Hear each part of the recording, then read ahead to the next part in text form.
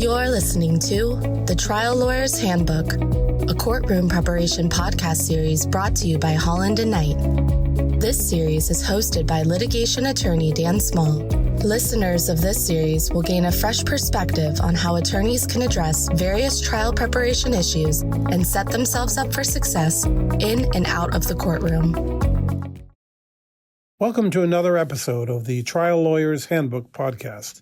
In this episode, we'll continue discussing the murder case State v. Faulkner and how I used it for my pro bono work in Uzbekistan, as well as reflect on some of the other cases that we've talked about in prior episodes.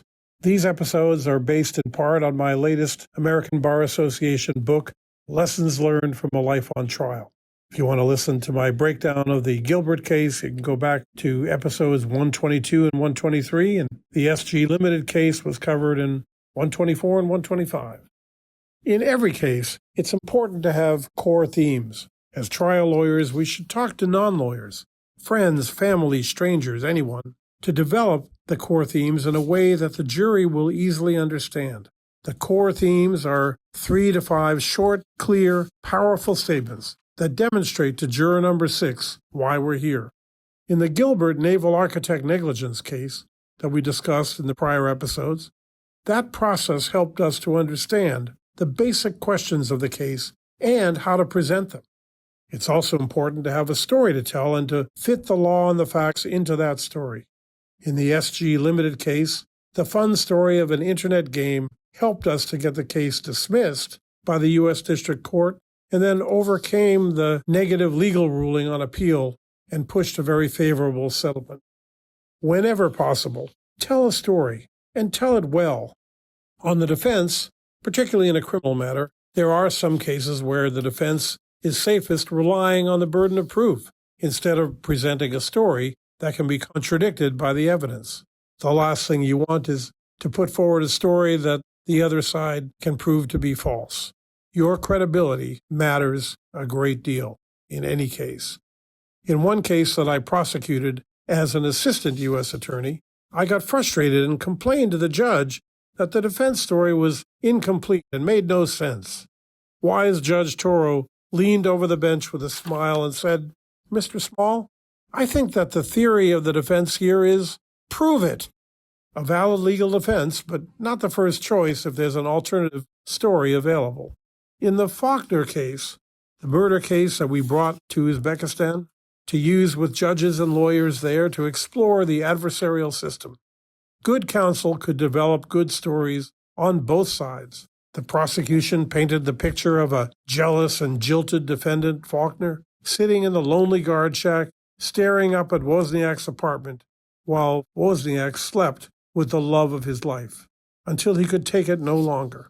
The defense, by contrast, could describe 2 hard-living, hard-drinking, sometimes lovers, Wozniak and Hyde, getting into a wild argument in the middle of the night, which led to a murder-suicide, or other theories. With each Uzbek team, prosecution and defense, we spent time talking through the story, seeing where the pieces fit.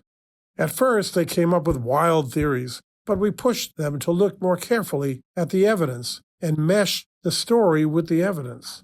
Eventually, they became excited by the process, working to paint the picture with the facts and to watch out for the pitfalls. When we use the Faulkner case to teach at Harvard's trial advocacy workshop, it's great to watch as the students gradually fit the pieces together. What did each witness say that was inconsistent, and how does that fit into a theory? What were their actions, their words, both what they said and what they didn't say? All of that is complex with students who are generally familiar with the adversarial system. The Uzbeks had to take all those facts and issues and try to fit them and communicate them in a system they knew nothing about. They had never experienced the adversarial system and certainly never experienced trying to tell a story in that way. Trials are about connections, making connections between witnesses, between facts, and between pieces of the story. The great challenge of preparing for trial, the Uzbeks learned, is finding, exploring, and developing those connections. As an observer, it was a powerful reminder of the frustrations, the challenges, and the excitement of that process. In the next episode, we'll look at how that process played out with lawyers and judges who had no background in it, but great enthusiasm about it. Thank you for listening to the Trial Lawyer's Handbook, a courtroom preparation podcast series brought to you by Holland & Knight. For more information on courtroom preparation, please email dan.small@hklaw.com or visit hklaw.com/Daniel-Small.